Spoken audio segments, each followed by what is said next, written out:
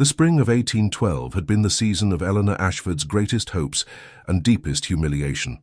At 20 years of age, Lady Eleanor, only daughter of the Earl of Ashford, had entered London society with modest expectations.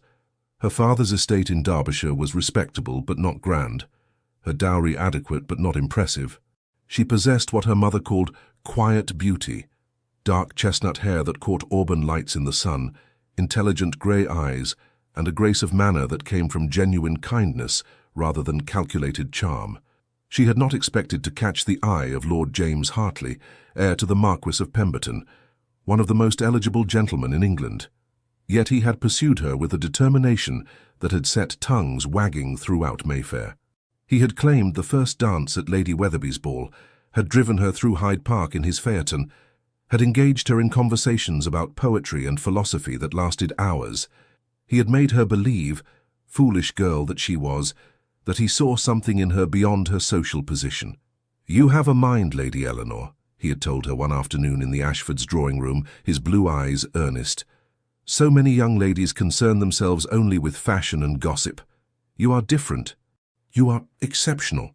She had allowed herself to hope, to dream, to imagine a future as the Marchioness of Pemberton, not for the title, but because she had genuinely believed James cared for her. Then Miss Georgiana Blackwell had arrived in London.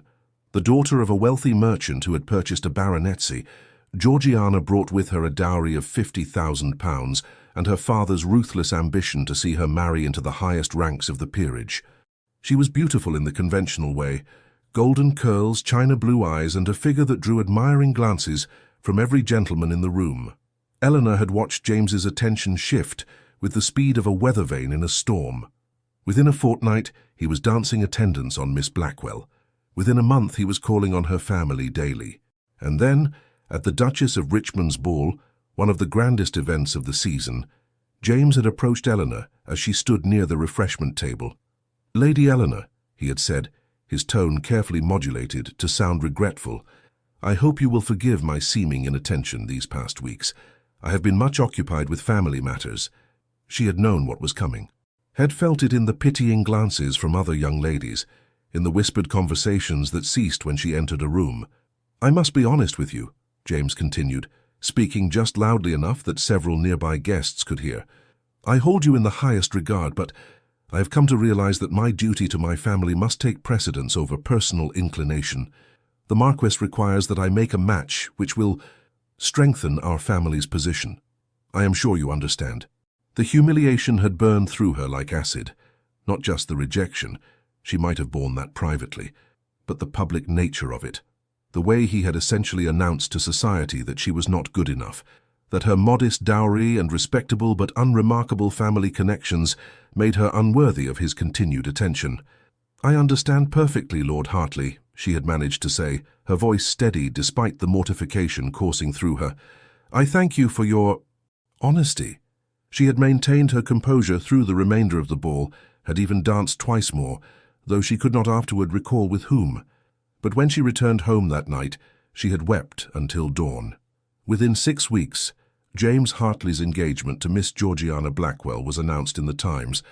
That had been 2 years ago, 2 years during which Eleanor had rebuilt herself, piece by careful piece. She had returned to London for the subsequent seasons, but now she approached society with clear eyes and a guarded heart. She conversed politely, danced when asked, and deflected questions about her matrimonial prospects with practiced grace. She had received a few offers, a baronet of middling years, a clergyman with more piety than charm, a third son seeking a wife to manage his modest household. She had declined them all. If she must marry for practical reasons rather than love, and her mother reminded her frequently that, at 22, she was rapidly approaching the dreaded status of spinster, then she would at least ensure the match provided security and respect. She had not expected a proposal from Alexander Blackwood, the Duke of Ravenscross.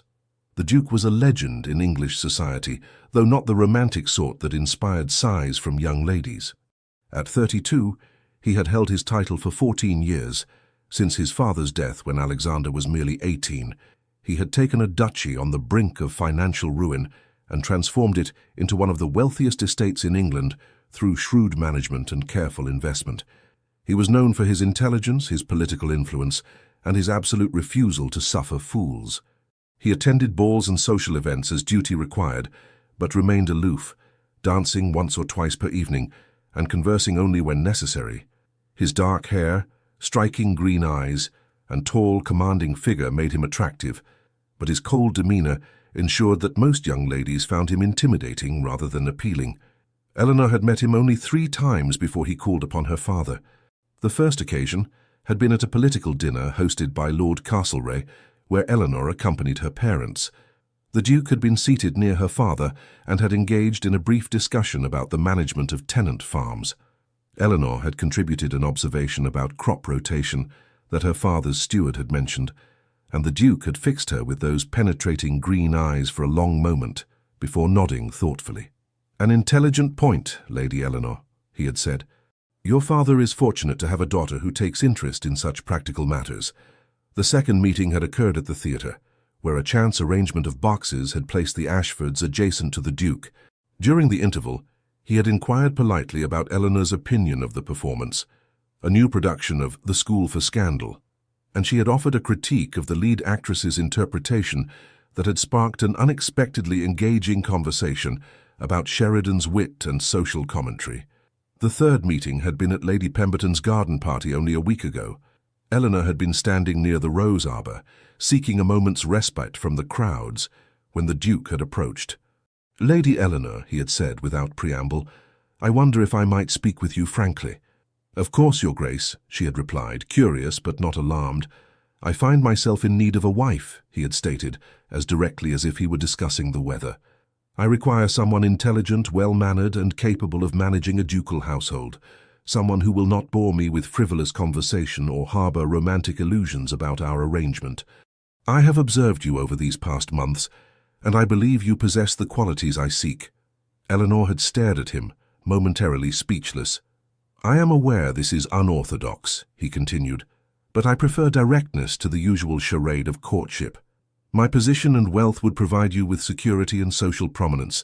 Your intelligence and dignity would provide me with a suitable duchess. I would expect discretion, competence, and civility. In return, I would offer respect, generous financial provision, and freedom to pursue your own interests within the bounds of propriety." "You are proposing marriage, Your Grace?" Eleanor had asked, still attempting to process this extraordinary conversation. "I am proposing a practical arrangement that would benefit us both," he had corrected. "I do not offer romantic declarations or promises of affection, but I do offer honesty and a partnership based on mutual respect." Eleanor had taken a steadying breath. Every practical consideration argued for acceptance. The Duke was wealthy, powerful, and, despite his cold manner, reportedly fair in his dealings. As his Duchess, she would have security, position, and protection. She would never again face the kind of humiliation James Hartley had inflicted upon her, and yet, some small part of her heart, the part that still remembered believing in love, hesitated. "Might I have time to consider, Your Grace?" she had asked. "Of course. I shall call upon your father in 3 days' time. You may send word before then if you wish to decline." He had paused, studying her with those unnervingly perceptive eyes. "I am aware of your history with Lord Hartley, Lady Eleanor. I mention this only to assure you that I would never treat you with such disrespect. Whatever else our marriage might be, it would be honorable." That simple statement, delivered without dramatics or false sentiment, had somehow meant more than any flowery declaration could have. Eleanor had spent 2 sleepless nights considering the Duke's proposal. She had made lists of advantages and disadvantages, had consulted her mother, who nearly fainted with excitement at the prospect, and had engaged in a frank conversation with her father. "He is not offering love, Papa," she had said quietly, as they sat in his study. "He is offering a business arrangement." The Earl of Ashford, a kind man who genuinely cared for his daughter's happiness, had considered carefully before responding. "That is true, my dear, but I will tell you what I have observed of the Duke. He is a man of his word. He is fair to his tenants, generous to his servants, and scrupulous in his business dealings. He does not gamble recklessly or keep mistresses openly. He is respected by his peers and feared by his enemies." He had taken her hand gently. "You will not have romance, Eleanor, But you will have security, respect, and I believe kindness. That is more than many love matches provide." Her mother had been less philosophical. "The Duke of Ravenscross. Eleanor, you would be one of the highest-ranking ladies in England.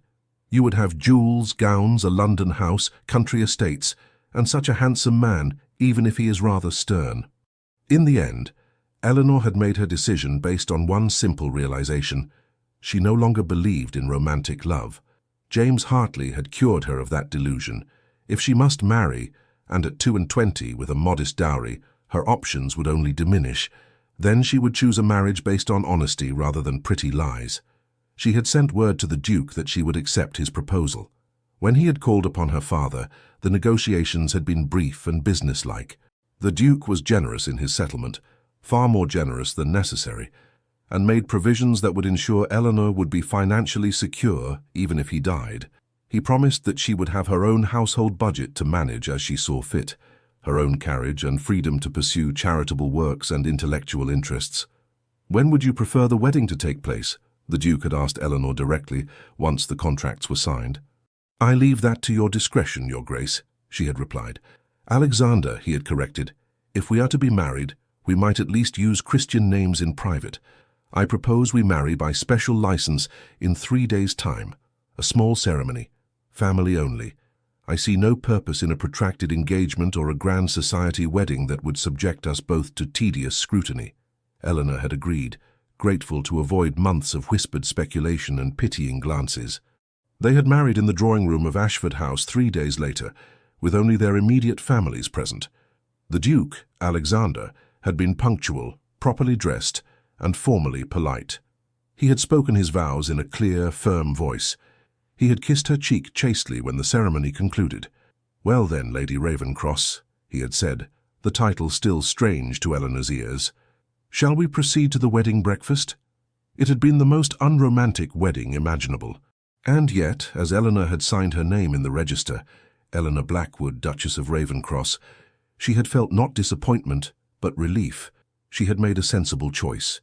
She would be safe, secure, and respected. She had not anticipated that she would face James Hartley quite so soon. The ball at Devonshire House was one of the first major social events of the season. The Duke and Duchess of Devonshire were renowned for their hospitality, and an invitation to their balls was coveted throughout society. Eleanor had not wanted to attend. She and Alexander had been married for only 3 days, and she felt unequal to facing the scrutiny of the ton quite so soon. But Alexander had been firm. "We will attend," he had said, as they sat across from each other at breakfast in their London townhouse in Berkeley Square. "Society will gossip regardless. Better to appear together, unified and indifferent to their speculation. You are the Duchess of Ravenscross now, Eleanor. Hold your head high." So she had dressed in a gown of deep sapphire silk that her mother had insisted upon ordering for the occasion. Alexander's wedding gift to her, a magnificent set of sapphires that had belonged to his grandmother, glittered at her throat and ears. Her maid had dressed her hair in an elegant arrangement that made her look, she had to admit, rather more sophisticated than she had ever appeared before. When she had descended the stairs to meet Alexander in the entrance hall, she had caught a flash of something, surprise, appreciation, in his eyes before his expression returned to its usual controlled politeness. "You look very well, Eleanor," he had said, offering his arm. "Shall we?" The carriage ride to Devonshire House had been brief and largely silent. Alexander had seemed preoccupied with his thoughts, and Eleanor had been too nervous to attempt conversation. When they arrived, the butler's announcement had caused a ripple of reaction through the assembled guests. His Grace the Duke of Ravenscross and Her Grace the Duchess of Ravenscross. Eleanor had felt dozens of eyes turned toward them. She had heard the whispers beginning immediately. The Duke was married. When had this happened? To whom? Alexander had kept her hand firmly on his arm as they made their way through the receiving line. The Duke and Duchess of Devonshire had greeted them warmly, though Eleanor had detected curiosity beneath their gracious manners. "How delightful to see you married at last, Ravenscross," the Duke of Devonshire had said, "and to such a charming bride. Lady Eleanor, forgive me, I should say, Duchess, you must bring your husband to dine with us soon." They had proceeded into the ballroom, and Eleanor had felt the weight of scrutiny intensifying. Young ladies whispered behind their fans. Dowagers leaned together, nodding significantly. Gentlemen studied Alexander with new interest, clearly reassessing the political implications of his marriage. Eleanor had been standing with her husband near one of the tall windows, accepting congratulations from Lord and Lady Castlereagh when she had seen him, James Hartley. He stood across the room, resplendent in evening dress, his golden hair carefully styled, his handsome face animated as he spoke with a group of gentlemen. Beside him stood his wife, for he had married Georgiana Blackwell the previous year, dressed in white silk and dripping with jewels that likely represented a significant portion of her father's fortune. Eleanor had felt her stomach tighten. She had known she would eventually encounter James in society, but she had hoped for more time to prepare herself. As if sensing her regard, James had looked up. Their eyes had met across the crowded ballroom, and he had smiled. That same charming, slightly mocking smile she remembered so well. He had said something to his wife, who had glanced toward Eleanor with poorly concealed disdain, then had begun making his way through the crowd. Eleanor's hand had tightened on her fan. Alexander, who had been conversing with Lord Castlereagh, had glanced down at her. "Are you quite well?" he had asked quietly. "Perfectly well," Eleanor had lied. James had approached with his characteristic confidence, his wife trailing slightly behind. "Lady Eleanor," he had said, deliberately using her former title, his voice carrying just far enough to be heard by nearby guests. "How unexpected to see you here. Still attending these events, I see." Eleanor had felt heat rise to her cheeks, but before she could respond, James had continued, his tone dripping with false concern. "Still without a husband, Lady Eleanor. What a pity. Though I suppose at your age, with your circumstances, it becomes increasingly difficult." He had smiled, a cruel edge beneath the charm. "Perhaps your expectations are simply too elevated for a young lady with such limited prospects. One must be realistic, after all." The words had landed like physical blows. Several nearby guests had drawn in sharp breaths. Georgiana Hartley had smiled behind her fan. Eleanor had felt 2 years of carefully constructed composure beginning to crack. The humiliation, the anger, the hurt she had buried so deeply, all of it had threatened to overwhelm her. And then she had felt it, a warm, possessive hand settling on her waist, a solid presence at her side, the subtle scent of sandalwood and something uniquely masculine. "I beg your pardon," Alexander had said, his voice carrying clearly through the suddenly quiet space around them. "I believe you are addressing my wife." James had frozen, his smile faltering. "Your wife?" "Indeed." Alexander's tone had been perfectly polite, but there had been steel beneath the courtesy. "Allow me to introduce myself properly. Alexander Blackwood, Duke of Ravencross. And this," his hand had tightened slightly on Eleanor's waist, "is my Duchess, Eleanor Blackwood, formerly Lady Eleanor Ashford. We were married 3 days ago." The silence that had descended was absolute. Eleanor had watched, stunned, as the colour drained from James's face. His eyes had darted from Alexander to Eleanor and back again, clearly struggling to process this information. "The Duke of Ravencross?" James had managed, his voice strangled. "Forgive me," Alexander had continued, his tone now carrying an edge of disdain, "but I do not believe we have been introduced. You are—" The cut had been deliberate and devastating. To pretend not to know a Marquess's heir was an insult of the highest order. "Lord James Hartley," James had stammered, his earlier confidence completely evaporated. "Heir to the Marquess of Pemberton. This is my wife, Lady Hartley." "Ah, yes," Alexander had said, as if only now recalling. "I believe I am acquainted with your father. A decent man, if somewhat burdened by unfortunate investments of late. I trust he is in good health." Another cut, this one referencing rumours that the Marquess's fortune had been significantly diminished by his son-in-law's insistence on expensive renovations to Pemberton Hall. James had seemed unable to formulate a response. His wife had looked equally mortified, her earlier smugness replaced by poorly concealed panic. "I must commend your confidence, Lord Hartley," Alexander had continued, his voice dangerously soft. "To approach my wife and suggest she has limited prospects shows remarkable boldness. Ignorance, certainly, but remarkable nonetheless." I was not aware," James had begun. "Clearly," Alexander had drawn Eleanor closer, a gesture that was unmistakably protective and possessive. "My wife's prospects, I assure you, are quite satisfactory. As the Duchess of Ravencross, she now ranks above every woman in this room save royalty. Her position in society is secure. Her future is assured. And she is—" He had paused, his green eyes boring into James with undisguised contempt, far too valuable to waste another moment on inconsequential conversation. With that, Alexander had smoothly guided Eleanor away, leaving James and his wife standing alone in a circle of fascinated onlookers. Eleanor had felt dizzy. The entire confrontation had lasted perhaps 2 minutes, but those 2 minutes had fundamentally altered her position in society. Where James had sought to humiliate her publicly, Alexander had instead elevated her, defended her, and simultaneously destroyed James's pretensions with surgical precision. "Breathe," Alexander had murmured as he led her toward the terrace doors. "Slowly, we shall step outside for air." The cool night air had been a relief after the suffocating atmosphere of the ballroom. Alexander had released her waist, but remained close, his presence a solid comfort. "Thank you," Eleanor had managed, her voice shaking. Thank you."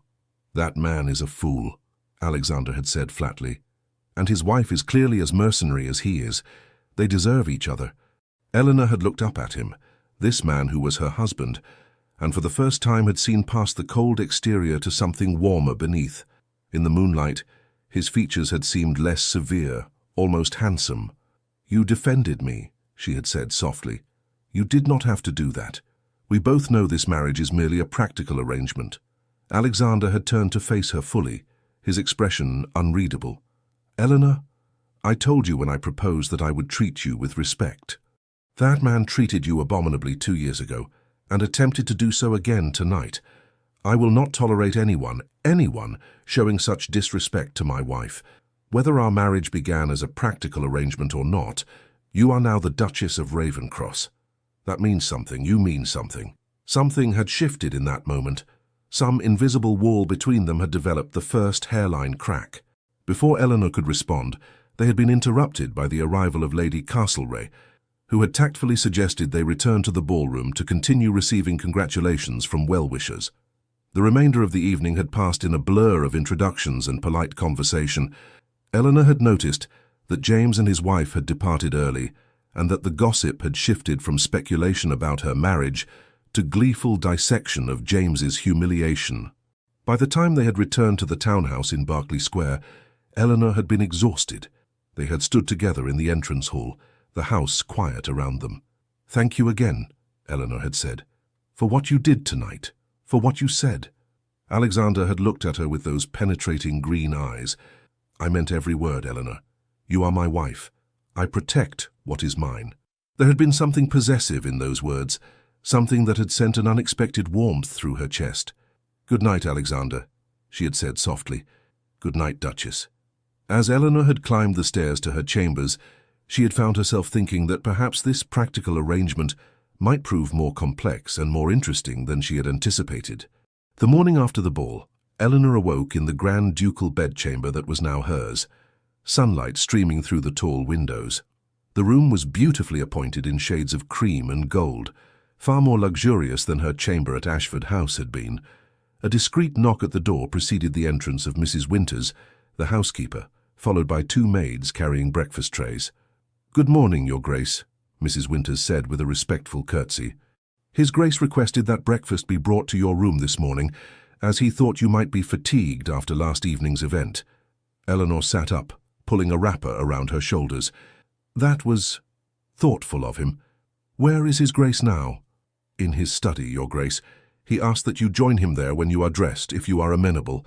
He said there are matters he wishes to discuss with you." After breakfast and with her maid's assistance, Eleanor dressed in a morning gown of pale green muslin. She took particular care with her appearance, though she could not have said exactly why. When she was ready, she made her way downstairs to Alexander's study. She knocked gently, and his voice called for her to enter. The study was a masculine room lined with bookshelves, dominated by a large mahogany desk. Alexander stood as she entered, setting aside the papers he had been reviewing. "Good morning," he said. "I trust you slept well?" Yes, thank you, and thank you for having breakfast sent up. That was kind.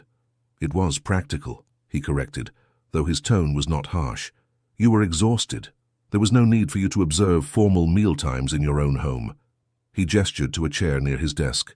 Please sit. I wish to speak with you about several matters. Eleanor settled into the chair, curious. Alexander remained standing, one hand resting on the desk.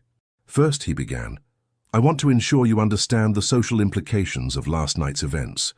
By this afternoon, every drawing room in London will be discussing what occurred between you, myself, and Lord Hartley. The consensus will favour you. Society loves nothing better than seeing a presumptuous gentleman receive his comeuppance. However, you will face increased scrutiny and possibly some jealousy from other ladies who had hoped to secure the position you now hold. I understand, Eleanor said quietly. Good. I will not always be able to attend every social function with you. I have business and political obligations that will occasionally take me away from London. When that occurs, you will need to navigate society on your own. I have confidence in your ability to do so with grace and dignity. He moved to stand by the window, looking out over the garden. Second, I want to address the practical aspects of our marriage. You will have noticed that we maintain separate bedchambers. That arrangement will continue. I will not impose upon you in that regard unless and until we both feel it appropriate. Eleanor felt heat rise to her cheeks, but appreciated his directness. I see. However, Alexander continued, turning to face her, I do require an heir. Eventually. When you feel comfortable, we can discuss that aspect of our arrangement. There is no immediate urgency. That seems reasonable, Eleanor managed. Third, I want you to understand your position and your authority in this household.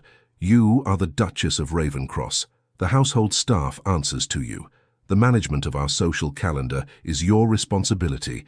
You have an annual household allowance of £3,000, more if you require it for legitimate expenses. Mrs. Winters will help you understand the systems already in place, but you have authority to make changes as you see fit. Eleanor's eyes widened.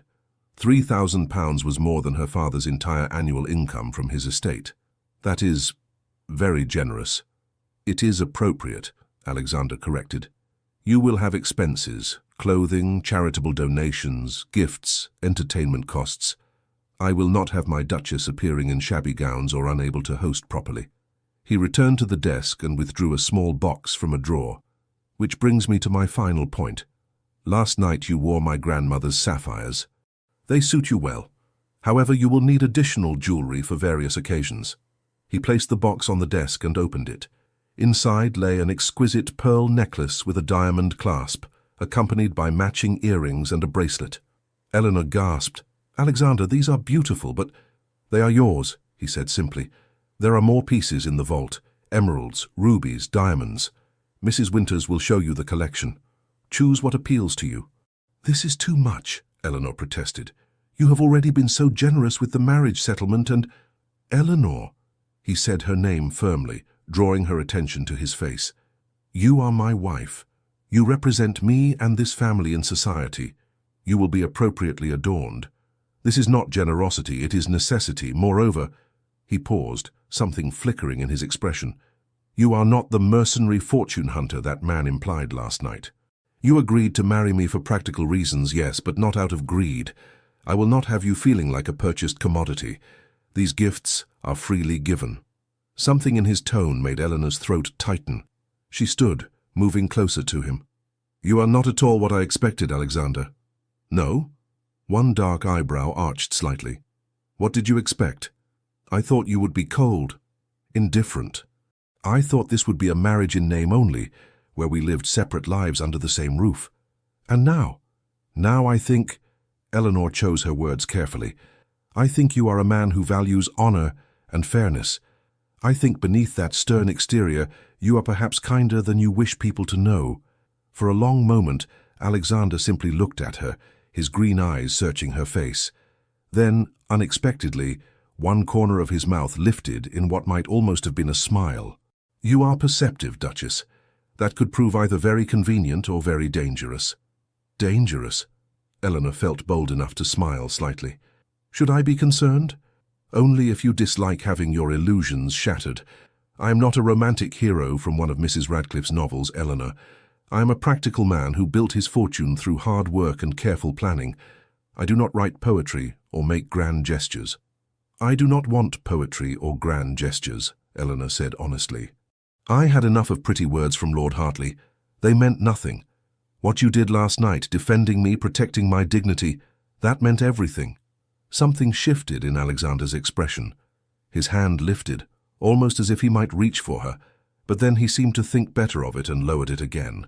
"We should discuss your schedule for the week," he said, his tone becoming businesslike once more, though Eleanor thought she detected the faintest hint of warmth beneath it. "There are several invitations that require responses, and Lady Castlereagh has requested your presence at a ladies' tea on Thursday. I recommend you accept. It will be an opportunity to establish your position among the leading hostesses of the ton." They spent the next hour discussing various social obligations and household matters. Eleanor was impressed by Alexander's thorough knowledge of society's complex web of relationships and his astute understanding of social politics. As she was preparing to leave, Alexander called her back. "Eleanor, one more thing." She turned, curious. "If you encounter Lord Hartley again, and you will inevitably, do not allow him to make you doubt yourself. He is a weak man who sought to elevate himself by diminishing you. His opinion is worthless. Do not give it power." Eleanor smiled, genuinely moved. "Thank you, Alexander. I shall try to remember that."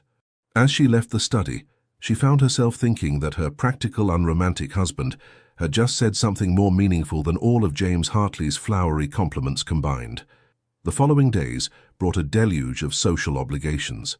Visiting cards piled up in the entrance hall.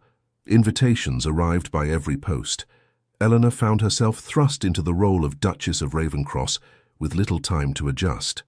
Lady Castlereagh's tea on Thursday proved to be exactly what Alexander had predicted, an opportunity for the leading ladies of society to assess her and determine where she fit in their carefully structured hierarchy. The gathering was held at Lady Castlereagh's elegant townhouse in St. James's Square.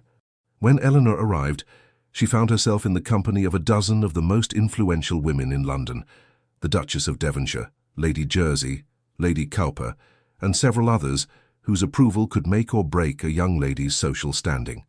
"Your Grace," Lady Castlereagh greeted her warmly, "how delightful that you could join us. Do come and sit with us. We are all most eager to become better acquainted with Ravenscross's bride."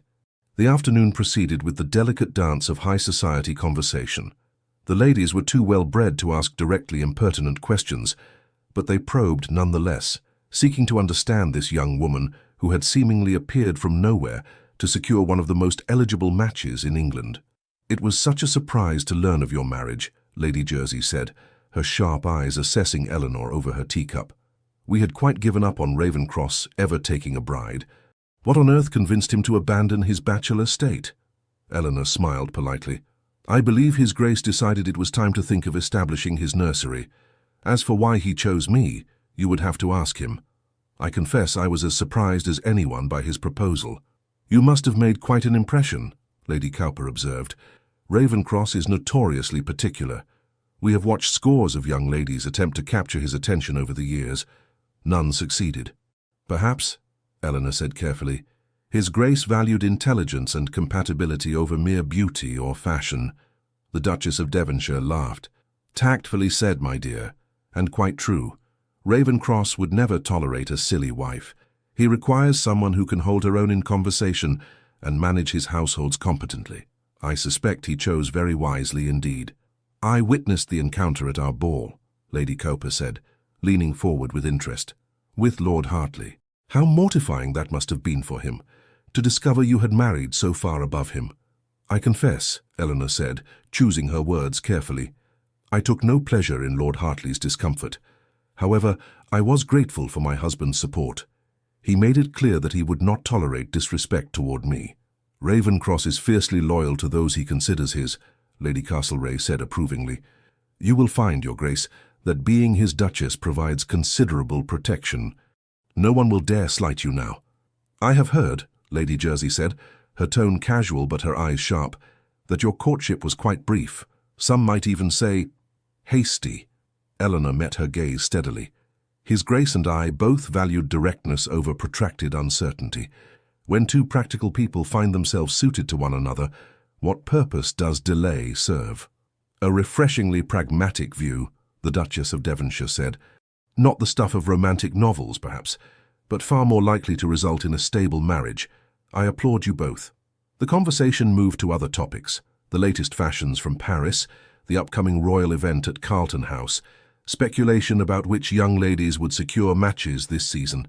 Eleanor participated when appropriate but mostly listened, learning the subtle currents of influence and rivalry that flowed beneath the surface of polite conversation. As the afternoon concluded and guests began to depart, Lady Castlereagh drew Eleanor aside. "You handled yourself admirably, my dear," she said quietly. "These ladies can be rather intimidating, I know, but you met them as an equal. That is precisely what Ravenscross's Duchess must do. I suspect you will do very well indeed. Thank you, Lady Castlereagh. Your kindness means a great deal to me. One more word of advice, if I may?" Lady Castlereagh's expression turned serious. "Your husband is a powerful man with considerable political influence. That makes him valuable as an ally and dangerous as an enemy. There are those who will attempt to use you to gain access to him or to learn information about his business dealings and political positions. Be cautious about whom you trust." Eleanor nodded slowly. "I shall remember that." As her carriage returned her to Berkeley Square, Eleanor reflected on how dramatically her life had changed in less than a week. She had gone from being a young woman of modest prospects to one of the most highly ranked ladies in England. It was dizzying and more than a little frightening. When she arrived home, she found Alexander in the drawing room, reviewing correspondence. He looked up as she entered. "How was Lady Castlereagh's tea?" he asked. "Educational," Eleanor said, settling into a chair across from him. "The ladies were polite, but assessing. I believe I passed their evaluation. Though Lady Jersey seemed skeptical about the swiftness of our courtship." Alexander's mouth twitched. "Sally Jersey is skeptical about everything. If she were not, she would not be one of the most influential patronesses of Almack's. Did she trouble you?" "No. I managed adequately, I think. Lady Castlereagh was kind. She also warned me that people might attempt to use me to gain information about your business or political affairs. Emily Castlereagh is a wise woman. Her advice is sound." Alexander set aside his papers and gave her his full attention. "You will be approached, Eleanor. People will befriend you, flatter you, attempt to learn what you know. Be circumspect. Never discuss my business with anyone outside this household." "I understand, though I confess I know very little about your business affairs anyway." "Would you like to know more?" The question surprised her. Yes, actually, I would." Alexander considered for a moment, then nodded. "Very well. I have a meeting next week with my man of business to review the quarter's accounts for my various estates and investments. If you wish, you may attend. It will be tedious. Much discussion of crop yields, tenant rents, and mining operations, but it will give you a fuller picture of how this family's wealth is managed." Eleanor felt a surge of unexpected pleasure. "You would permit me to attend such a meeting?" "Eleanor, you are my wife. You have a stake in these affairs. Moreover, if something should happen to me before we have a son of age, you would need to understand the business until our heir reaches his majority. It is only practical that you be informed." Practical. That word again. And yet, Eleanor found herself touched by the implicit trust in his offer. "I would very much like to attend," she said. "Thank you." That evening they dined together. A first, as they had previously maintained the habit of separate meals due to Alexander's unpredictable schedule. The conversation flowed more easily than Eleanor had expected. Alexander asked intelligent questions about her impressions of various society ladies, and she ventured to ask about his work in the House of Lords. "I am currently concerned about proposed changes to the corn laws," he admitted. "The restrictions on grain imports are causing significant hardship for working people while protecting the interests of large landowners. It is a complicated issue. I am a landowner myself, after all, but I believe the current situation is untenable." "What position will you take?" Eleanor asked. "I will argue for modification of the laws to allow greater imports when domestic prices rise above a certain threshold. It will not make me popular with some of my peers, but it is the right course. Starving the poor to line the pockets of the wealthy is both immoral and ultimately destabilizing to social order. Eleanor found herself impressed by his willingness to take an unpopular stance based on principle rather than self-interest. "That is admirable, Alexander." He looked at her with surprise. "Most ladies would find such topics dreadfully dull." "I am not most ladies," Eleanor said with a slight smile. "My father's estate is not large, but I grew up understanding that our tenants' welfare affected our own. A starving tenant cannot pay rent, and a prosperous one can. It is simple logic, yet many landlords seem not to grasp it." "Your father taught you well," Alexander said. Then, after a pause, "Eleanor, I find I am enjoying your company more than I anticipated. That is, not a complaint." It was perhaps the most emotionally vulnerable statement he had made to her. Eleanor felt warmth spread through her chest. "I'm enjoying your company as well, Alexander. This marriage may have begun as a practical arrangement, but I am discovering that compatibility and respect provide a firmer foundation than romantic fancy ever could." Something flickered in his green eyes, pleasure perhaps, or relief. "I am glad you think so." As the evening concluded and they prepared to retire to their separate chambers, Alexander caught her hand gently. "Eleanor," he said, his voice quieter than usual, "I want you to know that I do not regret our marriage. I chose well." Then, before she could respond, he lifted her hand and pressed a kiss to her knuckles, a gesture far more intimate than their chaste wedding kiss had been. "Good night, Duchess," he murmured. "Good night, Alexander," she whispered, her hand tingling where his lips had touched. As Eleanor lay in bed that night, she found herself thinking about her husband in ways she had not anticipated. She had married him expecting cold formality. Instead, she was discovering a man of honor, intelligence, and, beneath his stern exterior, genuine kindness. It was not love, not yet, but it was the beginning of something that might, in time, become far more than either of them had bargained for. Over the following weeks, Eleanor's life settled into a new rhythm. The season continued its whirl of balls, dinners, and social calls. She found herself growing more comfortable in her role as Duchess of Ravencross, and society seemed to accept her with increasing warmth, particularly after it became clear that she had the Duke's unequivocal support. James Hartley and his wife were rarely seen at the same events Eleanor attended, and when their paths did cross, James took great care to avoid her entirely. Eleanor found she felt nothing when she saw him. Not anger, not satisfaction, merely indifference. That chapter of her life was closed. What surprised her was the gradual deepening of her relationship with Alexander. It began with small things. Flowers appeared in her sitting room, not grand bouquets meant for display, but smaller arrangements of her favorite blooms, roses and lavender. When she mentioned them to Mrs. Winters, the housekeeper smiled knowingly. "His Grace noticed what flowers you paused to admire in the garden, Your Grace. He instructed the gardener to ensure fresh cuttings are brought to your rooms each week."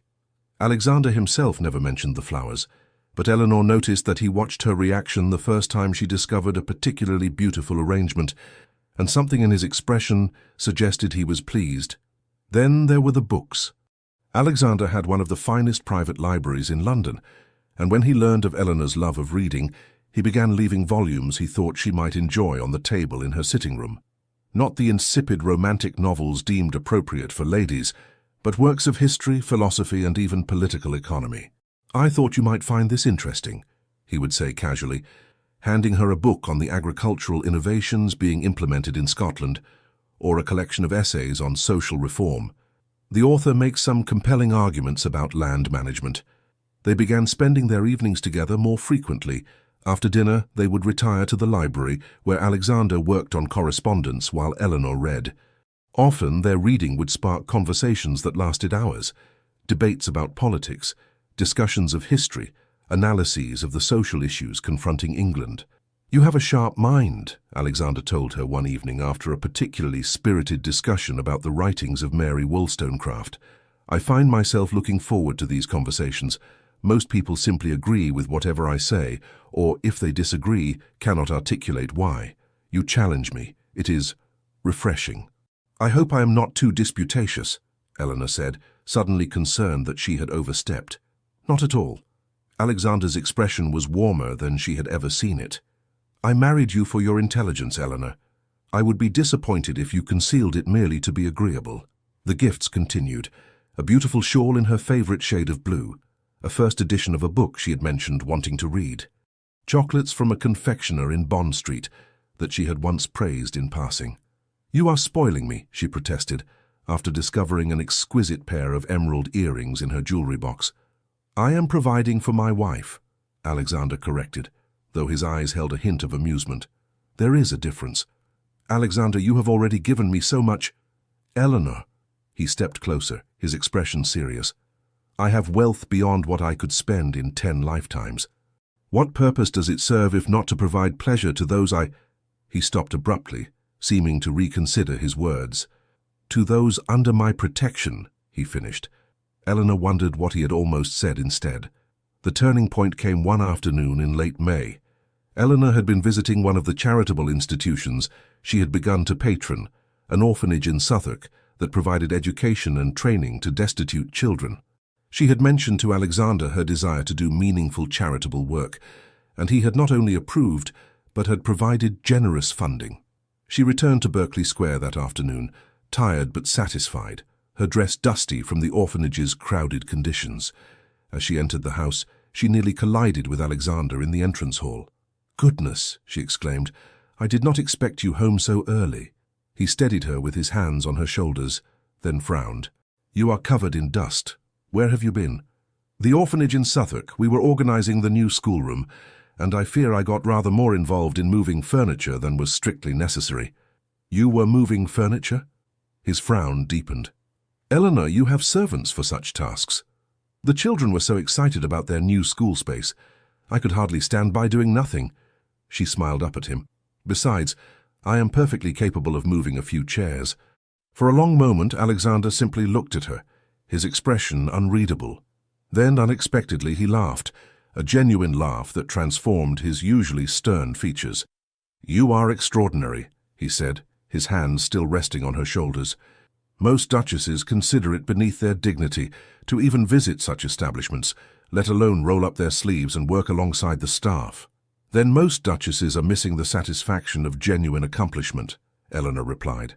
"Writing a bank draft is charitable, certainly, but seeing those children's faces when they entered their new schoolroom, that was worth a bit of dust." Something shifted in Alexander's expression. His hands slid from her shoulders to frame her face, his thumbs gently brushing her cheeks. "Eleanor," he said quietly, "I need to tell you something." Her heart began beating faster. "Yes? This marriage, this practical arrangement, it has become something more for me. I did not anticipate it. I did not plan for it, but I find that I—" He paused, seeming to struggle with unfamiliar emotions. "I find that I care for you, deeply, not merely as the woman I married for practical reasons, but as yourself. Your intelligence, your kindness, your spirit, they have captivated me." Eleanor's breath caught. "Alexander, I am not skilled at pretty speeches," he continued, his green eyes intense. "I cannot offer you poetry or romantic declarations, but I can offer you honesty. You have become important to me, Eleanor, more important than I knew anyone could be, and He took a breath.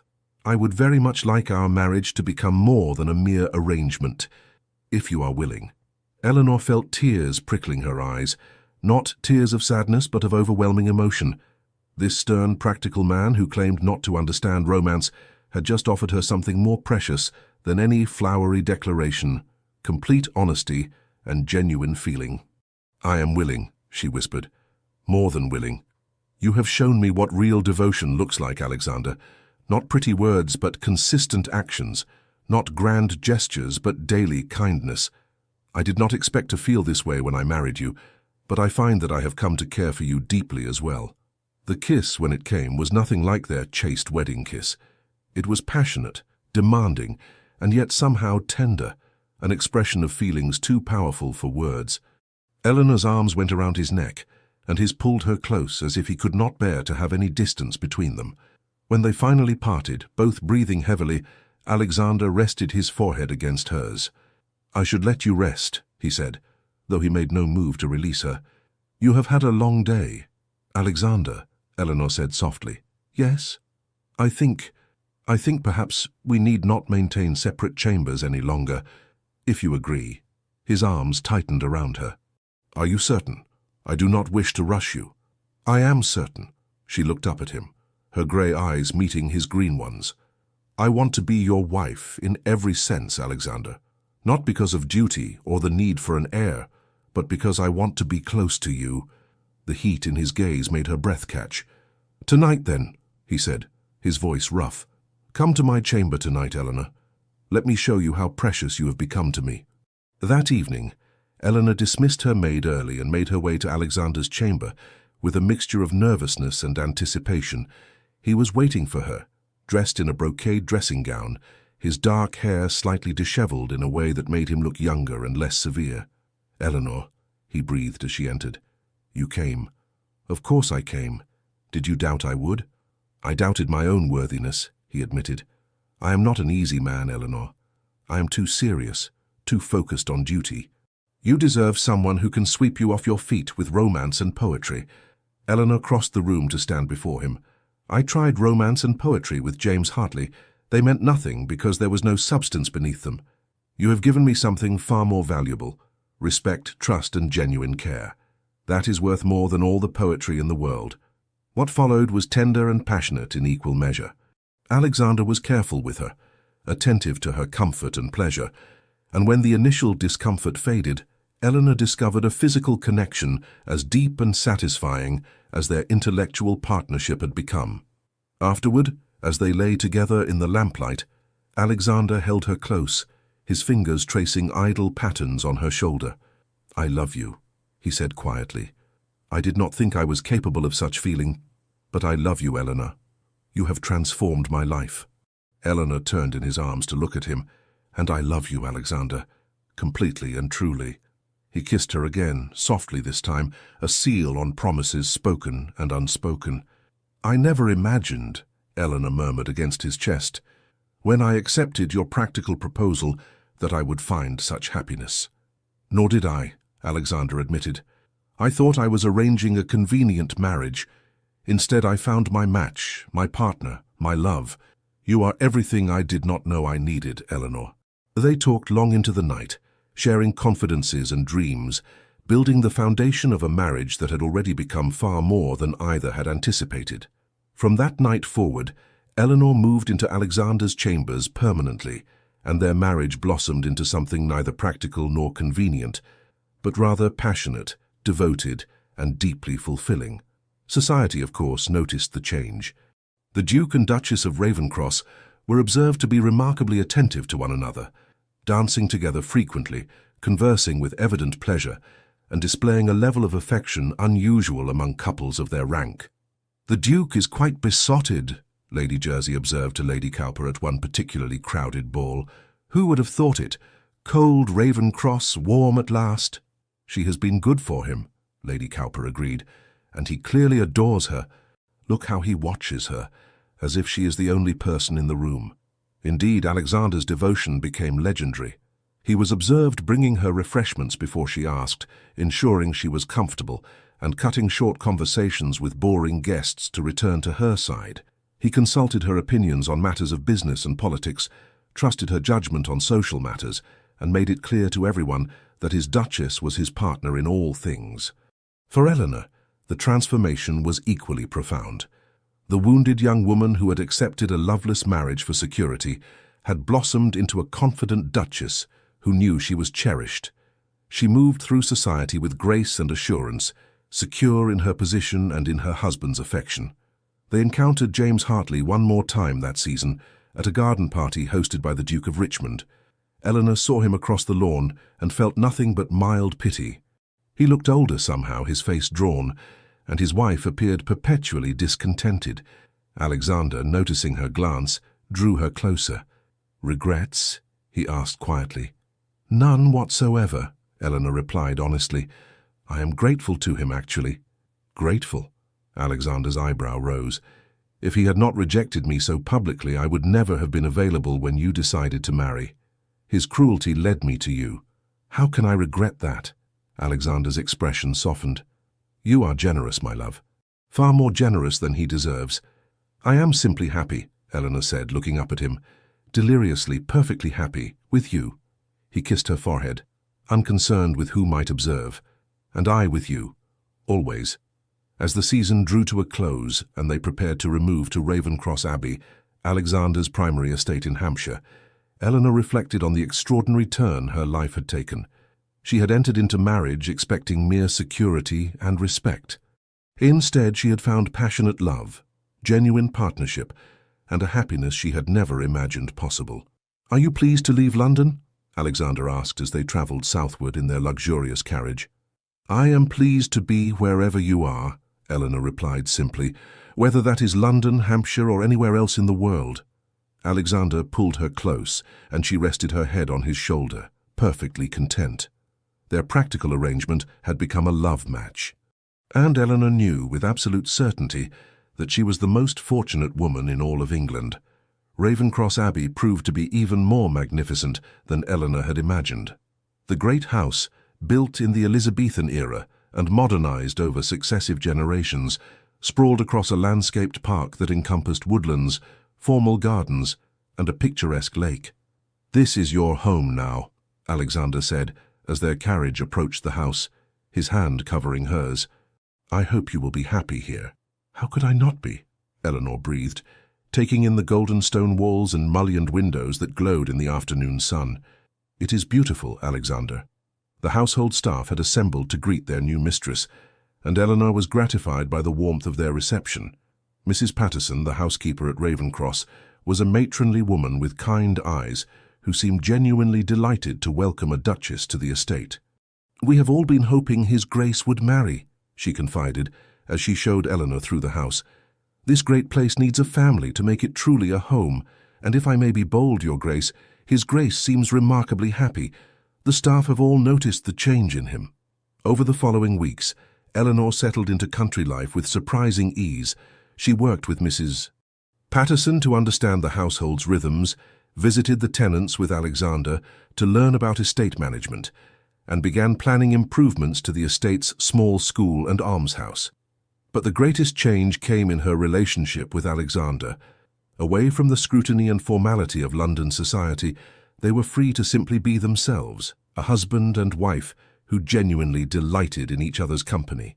They rode together most mornings, exploring the estate's extensive grounds. Alexander was an excellent horseman, and he patiently helped Eleanor improve her skills, his hands steadying her waist as he gave instructions, his praise generous when she mastered a new technique. "You are a natural," he told her, after she successfully jumped a low fence for the first time.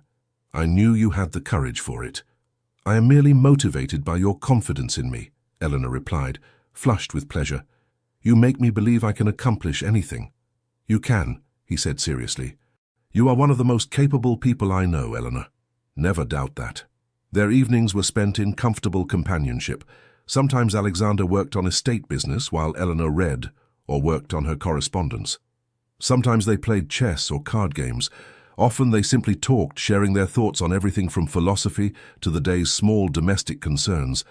And their nights were filled with increasing passion and tenderness. Alexander proved to be an attentive and generous lover, and Eleanor discovered depths of feeling and sensation she had never imagined. Their physical intimacy deepened their emotional connection, creating a bond that felt unbreakable. "I never knew marriage could be like this," Eleanor confessed one night as they lay tangled together, the moonlight streaming through the windows. "I thought it would be duty and obligation. Instead, it is joy." Alexander's arms tightened around her. "You have taught me what it means to truly love someone, Eleanor. Before you, I understood duty, responsibility, honor, but I did not understand how it felt to care for someone more than myself, to want their happiness above my own. You have transformed me. We have transformed each other," Eleanor corrected softly. "I was so guarded when we married, Alexander, so afraid to be hurt again. You have shown me that trust and vulnerability are not weaknesses but strengths." In late August, Eleanor realized that her monthly courses had not arrived. A visit from the local physician confirmed what she had begun to suspect. She was with child. She told Alexander that evening as they sat together in the library after dinner. He had been reviewing accounts, and she had been attempting to focus on a book, but her mind had been too full of her news to concentrate. "Alexander," she said, setting her book aside, "I have something to tell you." He looked up immediately, catching the seriousness in her tone. "What is it? Are you well?" "I am very well," she smiled. "I am expecting a child. We are going to have a baby." For a long moment, Alexander simply stared at her. Then his face broke into a smile of such radiant joy that Eleanor felt tears spring to her eyes. "A child," he whispered. "Eleanor, truly, truly." The physician confirmed it this afternoon. "I am perhaps 2 months along. The baby will come in the spring." Alexander crossed the room in 3 strides and pulled her into his arms, holding her as if she were made of glass. "Eleanor, my love, this is... I cannot find words. You have given me everything, everything. We have given each other everything," Eleanor corrected, tilting her face up for his kiss. That night Alexander was especially tender with her, treating her with such reverent care that she finally had to laugh. "I am not going to break, Alexander. Women have been bearing children since the beginning of time. Not my wife," he said stubbornly, "not the woman who holds my heart. I will not risk your health or comfort for anything." His protectiveness, while occasionally excessive, touched Eleanor deeply. Over the following months, as her body changed and the baby grew, Alexander ensured she had the finest care, the best food, and every comfort he could provide. He read medical texts about childbirth and pregnancy, questioning the physician about every detail. He had a resting couch installed in the library so she could be near him while he worked. He personally ensured that her favorite foods were always available and that the nursery was being prepared to the highest standards. "You are fussing," Eleanor told him one afternoon in December, when she was nearly 7 months along and feeling ungainly. "I am perfectly healthy, Alexander. Women do not need to be wrapped in cotton wool merely because they are breeding." "My woman does," he said firmly. Then, more gently, "Humor me, Eleanor. You are carrying the most precious cargo in the world, our child and yourself. Let me take care of you." How could she argue with that? London society heard of the Duchess's condition through the carefully worded announcement Alexander had inserted in the newspapers. Congratulations poured in, along with gifts and letters of advice from seemingly every lady in England who had ever borne a child. Among the letters was one from Eleanor's mother, filled with motherly advice and excitement about becoming a grandmother. But there was also a brief note from a source Eleanor had not expected, Lady Castlereagh. "My dear Duchess," it read, "I am delighted to hear of your happy news. Ravenscroft is one of the finest men I know, and I am certain he is beside himself with joy and concern. Do not let him fuss too much. Husbands can be trying in their protectiveness, but it comes from a place of love. I hope you will return to London for the season after your confinement. Society has been dreadfully dull without the Duke and Duchess of Ravenscroft to enliven it. Your devoted friend, Emily Castlereagh." Eleanor smiled at the note. She had made genuine friends in London, she realized. Women who valued her for herself, not merely for her position. There was no communication from James Hartley or his wife, which was exactly as Eleanor preferred. That chapter of her life was so thoroughly closed that she rarely thought of them at all. Winter settled over Hampshire, blanketing Ravenscroft Abbey in snow. Eleanor found she loved the estate in winter. The way the frost sparkled on the windows, the roaring fires in every room, the sense of cozy intimacy as the household drew closer together against the cold. On Christmas Eve, Alexander gave her a gift that made her weep, a miniature portrait of the two of them, painted by a talented local artist based on sketches he had commissioned without her knowledge. "So our child will always know how we looked in these early days of our marriage," Alexander explained, his hand resting gently on her swollen belly. "I want them to see how much we loved each other even before they arrived." "Alexander," Eleanor whispered, "you are going to make me cry, and I am already overly emotional." He kissed her tears away gently. "I love you, Eleanor, more than I have words to express. You have given me a life I never imagined I could have, a home filled with love instead of merely duty. And now a child. You are my entire world." "And you are mine," Eleanor replied, her hand covering his where it rested on her belly. "Always." The baby came on a bright April morning, arriving with considerably less drama than everyone had feared. Eleanor's labor was relatively brief, and when Alexander was finally allowed into the chamber to meet his child, he found Eleanor tired but glowing with joy, cradling a tiny bundle in her arms. "Alexander," she said softly, "come meet your daughter." A daughter. Alexander approached almost reverently, his eyes wide as he looked down at the tiny, perfect face. "She is beautiful," he whispered. "Perfect, like her mother. Would you like to hold her?" Eleanor asked. With exquisite care, Alexander took his daughter into his arms. The baby's eyes, already showing hints of the green she would inherit from her father, blinked up at him solemnly. And in that moment, Alexander Blackwood, the powerful Duke of Ravencross, fell completely and helplessly in love for the second time in his life. "Hello, little one," he murmured. "I am your papa, and I promise you, I will spend every day of my life ensuring you are happy, safe and loved. You and your mama, you are my everything."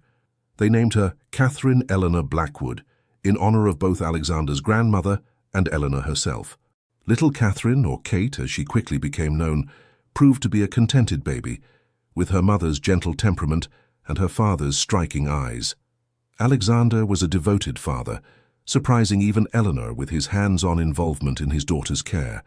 He insisted on spending time with Kate daily, holding her while Eleanor rested, talking to her about everything from estate management to philosophy, as if she could understand every word. "She is a brilliant listener," he told Eleanor seriously. "Very attentive." "She is 3 months old," Eleanor laughed. "She is listening to the sound of your voice, not the content. Nonetheless, it is never too early to begin her education." Watching Alexander with their daughter filled Eleanor with a joy so profound it sometimes made her breathless. This stern, practical man who had proposed a convenient marriage had become the most loving of husbands and devoted of fathers. He proved that love could grow from respect and trust, that passion could develop from compatibility, and that the strongest bonds were built on honesty and genuine care. When Kate was 6 months old, they returned to London for the season. Eleanor had regained her figure and felt more confident than ever in her position. As they entered the first ball of the season, hosted once again by the Duke and Duchess of Devonshire, they caused quite a stir. "The Duke and Duchess of Ravencross are positively radiant," Lady Jersey observed. "Marriage and parenthood have clearly agreed with them." Indeed, Alexander and Eleanor were observed to be as attentive to each other as ever, perhaps even more so. They danced together repeatedly, conversed with evident pleasure, and made it clear that their devotion had only deepened with time. Eleanor caught sight of James Hartley across the ballroom. He looked older now, his face lined with dissatisfaction. His wife stood nearby, clearly haranguing him about something, her expression pinched and unhappy.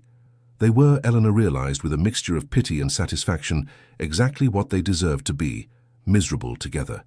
As if sensing her regard, James looked up. Their eyes met across the crowded room. Eleanor smiled, not with triumph or malice, but with genuine contentment. She had nothing to prove to James Hartley.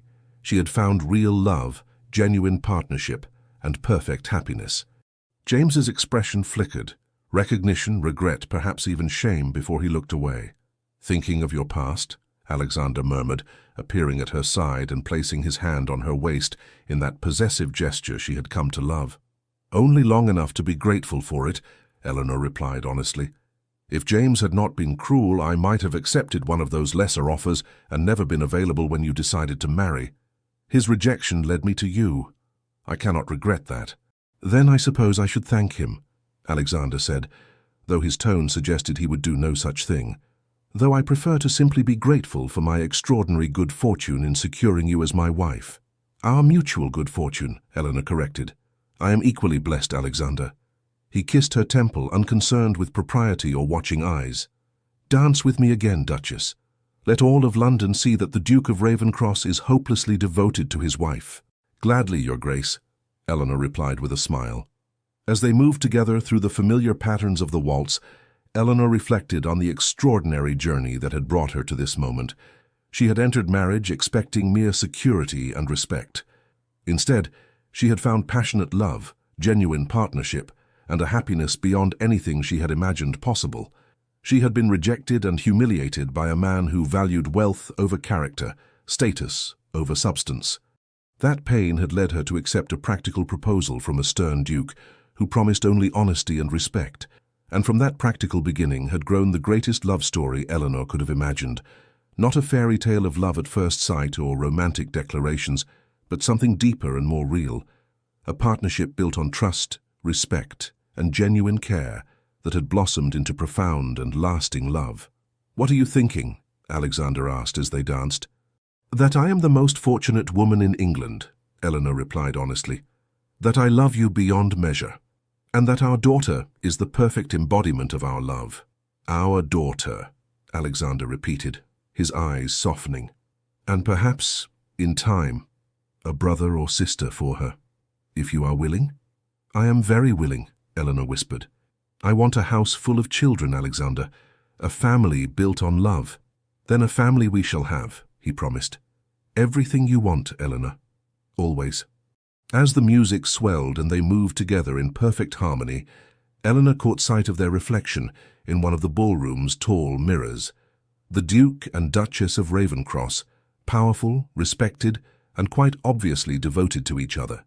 A perfect partnership in every sense. James Hartley had mocked her, suggesting she had no prospects, implying she was not good enough. He had been spectacularly wrong.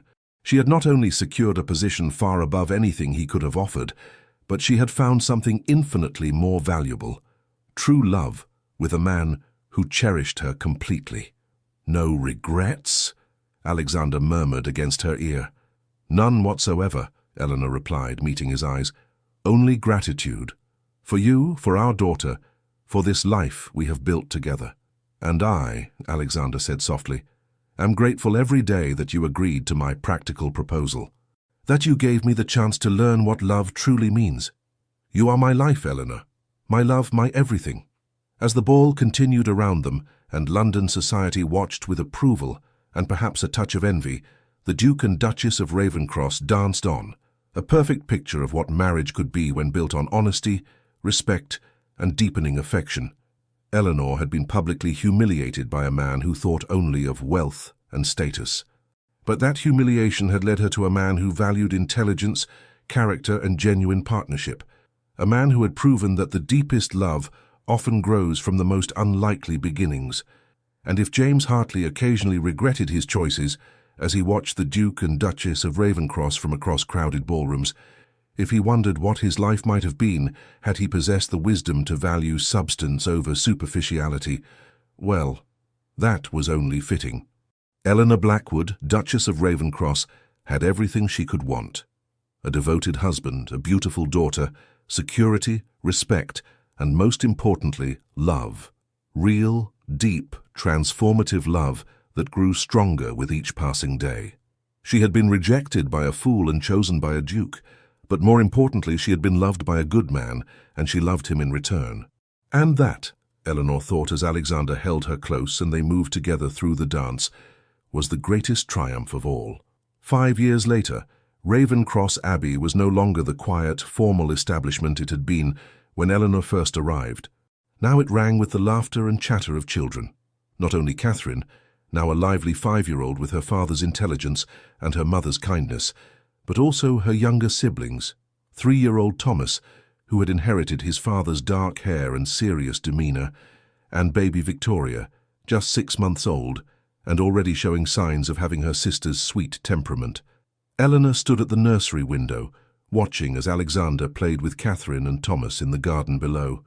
He had Kate perched on his shoulders, while Thomas clung to his leg, both children shrieking with delight as their dignified father pretended to be a fearsome beast stalking through the rose garden. "His Grace is very good with the children," Mrs. Patterson observed, coming to stand beside Eleanor with baby Victoria in her arms. Such a change from the serious young man who inherited this estate all those years ago. "Love changes people," Eleanor said softly, taking Victoria from the housekeeper and settling the baby against her shoulder. "It certainly changed both of us." Indeed, Alexander had continued to thaw over their years of marriage, becoming warmer and more openly affectionate not only with his family but with his staff and tenants as well. He was still formidable in business and politics, still commanded respect throughout England, but those who knew him well saw the genuine kindness beneath his stern exterior. And Eleanor had blossomed into a duchess in the truest sense, not merely holding a title, but actively working to improve the lives of those around her. Her charitable work had expanded to include 3 orphanages, 2 schools, and a hospital for the poor. She was respected throughout society, not just as the Duke's wife, but as a capable and compassionate woman in her own right. Their marriage had become the stuff of legend in London society. The love match Duke and Duchess, Lady Jersey had dubbed them, and the name had stuck. Young ladies sighed over their story, and young gentlemen were reminded by their mothers that true devotion and respect mattered more than superficial charm. As for James Hartley, Eleanor rarely thought of him anymore. She had heard through the ever-efficient society gossip network that his marriage remained unhappy, and that his father's finances had never recovered from the disastrous investments he had made. James had produced no heir, and there were rumours that his wife blamed him for her failure to conceive. Eleanor felt only pity for them both.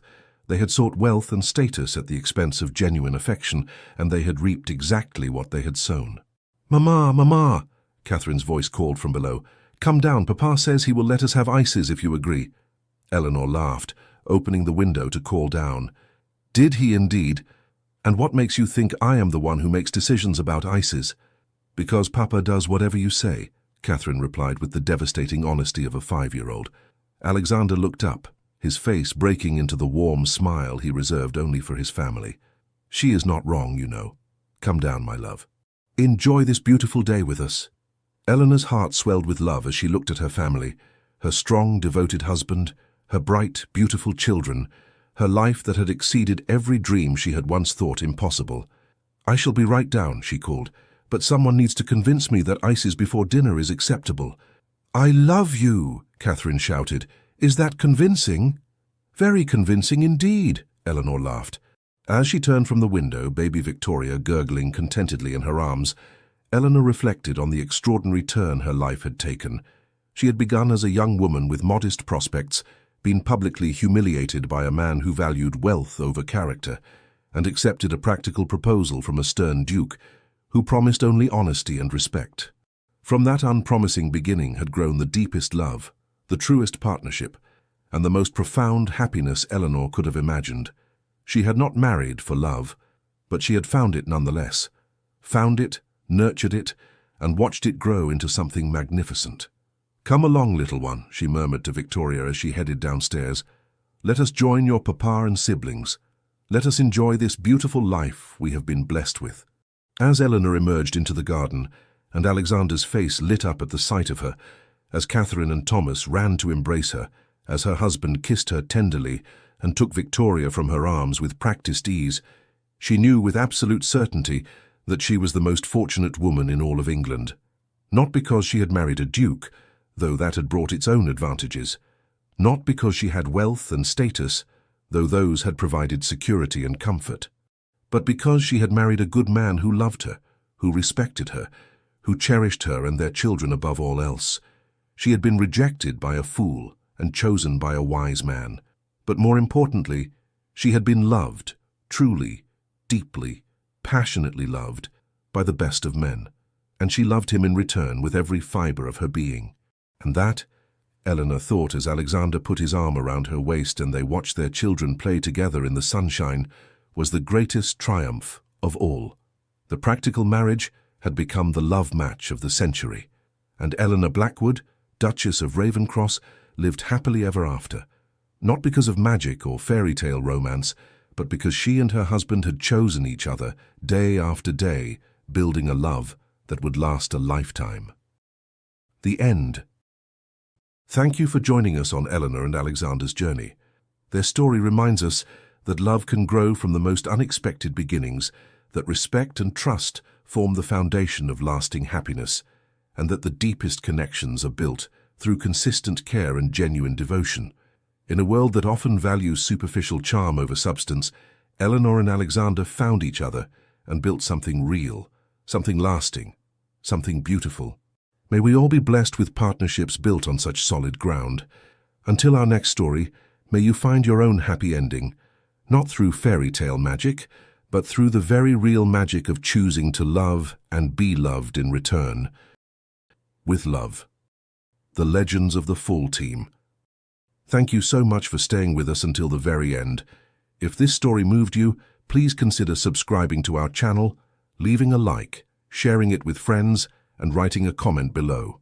Your support, from the bottom of our hearts, means everything to our small team, And it's what keeps us inspired to tell more stories filled with love, redemption, and dramatic turns of fate. At the end of this video, you'll see a recommendation for another unforgettable story from our channel. Click it and let yourself be swept away once more by the power of emotional, historical romance. With all our gratitude, the Legends of the Fall team.